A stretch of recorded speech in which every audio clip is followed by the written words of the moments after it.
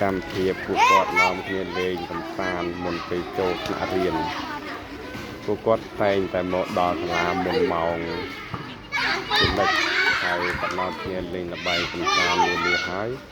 បានដល់ម៉ោងចូលថ្នាក់បានពួកគាត់ចូលថ្នាក់រៀន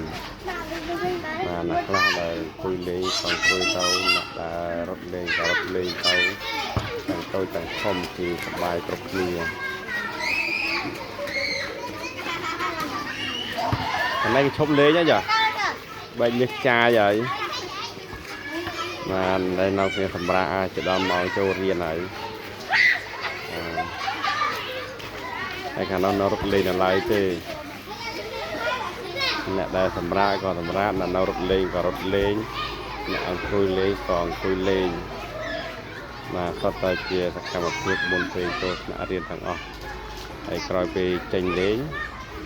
ពួកគាត់នៅគ្នាលេងម្ដងទៀត